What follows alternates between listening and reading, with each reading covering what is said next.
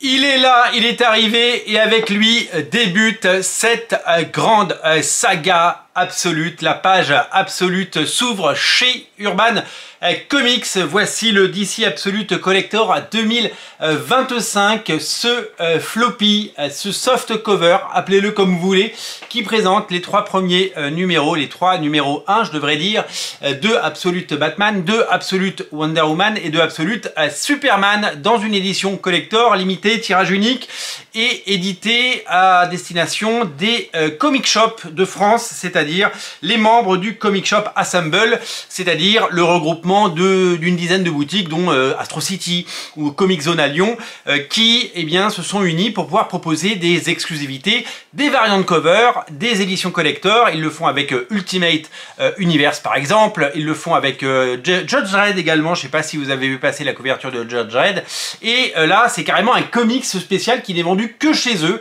et qui nous propose de découvrir les trois premiers numéros des trois séries, donc les premiers numéros des trois séries que je viens de citer, en noir et blanc et en version française, dans une version floppy pour moins de 10 €, 9,90 €. C'est tout simplement la meilleure façon de découvrir ces séries et peut-être vous donner envie de les lire quand elles sortiront un petit peu plus tard à l'arrivée des beaux jours, puisque vous le savez, ça a été annoncé chez Urban Comics, les tomes 1 de Absolute Batman, Absolute Superman et Absolute Wonder Woman arrivent très vite et vous allez pouvoir les découvrir en couleur. Mais pour pouvoir lire en exclusivité les premiers numéros et pour pouvoir découvrir cette série tellement attendu, formidable succès aux États-Unis, hein, vous le savez, le numéro 1 s'est vendu à plus de 500 000 exemplaires.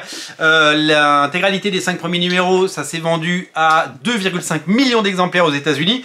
Donc ça a vraiment chamboulé le marché.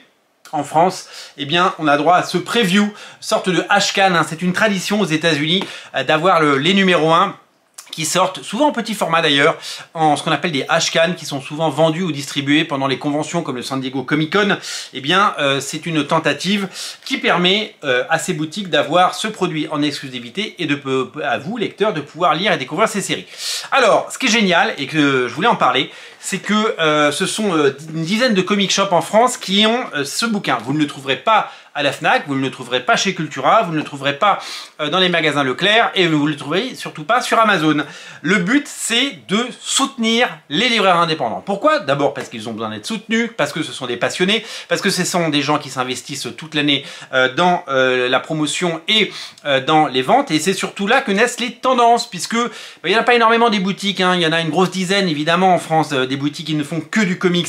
Il faut les soutenir, il faut les mettre en avant, il faut saluer leur formidable travail et surtout il faut faire en sorte qu'ils aient les moyens de faire venir des gens. Donc il faut qu'ils aient des produits exclusifs et il faut aussi les récompenser. Avec ce bouquin sorti à 10 balles qui n'est en vente que chez eux, c'est tout simplement le meilleur moyen de les soutenir et leur montrer que les éditeurs les aiment. Quand j'avais Original Comics à l'époque, on a fait plein de variantes cover avec tous les éditeurs et c'était génial, mais parfois on se sentait un petit peu seul. On se sentait un petit peu seul parce qu'on avait l'impression d'être un petit peu oublié. Il y a toujours des opérations manga, des opérations BD, des opérations dans tous les sens. Et dans les comics, on avait le Free Comic Book Day qui a disparu. Heureusement, il y a le Batman Day qui chaque année était un événement. Et puis quand il y avait des bouquins un petit peu spéciaux comme les Urban Limited à l'époque où ça cartonnait, où les prix étaient normaux, on avait des quantités parfois limitées, alors qu'on voyait ces bouquins dans les magasins culturels qui eux n'ont pas besoin d'avoir ce type d'édition parce que ils ont un flux que les boutiques de comics n'ont pas toujours. Donc mettre en lumière les boutiques de comics, les comic shops, c'est vraiment génial. Donc bravo à Comic Shop Assemble, pardon. Bravo à ces boutiques qu'il faut soutenir parce que l'économie est toujours fragile et quand l'économie tousse, les plus petits sont encore plus vulnérables, hein. J'ai essayé à l'époque où j'étais libraire de me battre contre ces mastodontes et ces géants qui étaient Amazon et les autres et c'était un combat qui était un peu perdu d'avance puisque on faisait des vidéos, on faisait de la promotion, on faisait beaucoup de choses et on se rendait compte que beaucoup de gens continuaient à aller acheter leurs bouquins sur Amazon en disant je fais ce que je veux. Et donc c'était hyper fatigant, hyper frustrant et hyper, ça faisait mal, voilà, tout simplement. C'était vraiment une période très douloureuse que je ne regrette pas une seconde de ma vie. En tout cas, je soutiens les indépendants, je soutiens ces boutiques. J'ai moi-même acheté celui-là, je l'ai acheté, ça m'a coûté 9,90 €. Je l'ai acheté chez Comic Zone à Lyon. Ils font de la VPC, vous pouvez le commander chez eux. Je vous mettrai un lien en descriptif de la vidéo. Vous allez donc retrouver le premier numéro de Absolute Batman par Scott Snyder et Nick Dracota, le premier numéro de Absolute Wonder Woman par Kelly Thompson et Hayden Sherman, et le premier numéro de Absolute Superman par Jason Aaron et par Rafa Sandoval. D'une nouvelle continuité, c'est une sorte de Ultimate Batman, Ultimate Superman, Ultimate Wonder Woman. Donc évidemment, on se fout totalement de la continuité. On propose des choses avec des nouvelles origines, avec des twists.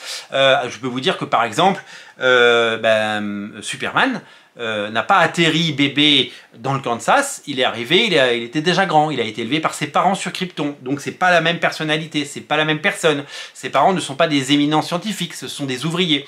Donc il a appris aussi d'autres valeurs, la valeur travail, la valeur des valeurs beaucoup terre à terre, des choses beaucoup plus voilà, et peut-être que ça va le rendre peut-être plus humain. Alors qu'il est quand même bien humain, Superman. Wonder Woman, eh bien, vous allez voir, son destin est total, enfin son origine est différente pour Batman. Vous allez également découvrir ses origines. Je ne vais pas trop vous spoiler. Simplement, il n'habite pas dans un manoir, il n'est pas milliardaire. Voilà, il y a des choses comme ça qui font que les personnages vont prendre des directions différentes et vont être des personnages, bien que similaires par certains aspects, totalement différents si on en considère d'autres. Voilà. Donc cet Absolute, eh bien, il est super bien. Et je voulais terminer là-dessus parce que c'est magnifiquement produit. C'est super chouette. C'est, en gros, même si c'est du noir et blanc avec une qualité de papier assez limitée, c'est un bouquin qui est génial et on se dit, mais pourquoi on n'aurait pas un magazine chez Urban comme ça, un magazine magnifique avec Absolute Batman, avec Absolute. Pourquoi on n'aurait pas tous les mois un soft cover? Ils en ont fait un. Alors je sais que l'économie est difficile pour ce genre de bouquin, mais il n'y a plus du tout d'offres soft cover aujourd'hui chez Urban, alors qu'il y en a chez Panini et que ça a l'air de fonctionner. Avec des titres aussi porteurs que Absolute Batman, Absolute Wonder Woman et Absolute Superman, peut-être que ça aurait été bien de tenter cette aventure une nouvelle fois.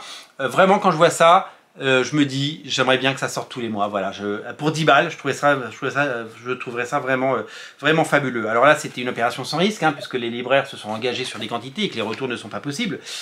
Mais sortir un bouquin comme ça, ça pourrait être quelque chose de fabuleux. Alors oui, c'est en noir et blanc, mais c'est une sorte de prépublication. Il faut le prendre tel quel. Et donc peut-être que ce serait bien de repenser à ce genre de choses pour les grands événements. En tout cas, je salue cette initiative, je dis bravo et je vous invite à courir, à vous jeter là-dessus parce que c'est quelque chose qu'il ne faut pas rater. C'est un événement et puis en plus vous soutenez ces libraires passionnés qui toute l'année font vivre la culture comics. Merci à vous, merci à tous d'être aussi nombreux, merci pour votre fidélité, merci à tous ceux qui s'abonnent à Radio Comics et ceux qui ne l'ont pas fait, je vous invite à le faire. Plus on est de fous, plus on rit. Merci et à très vite, salut.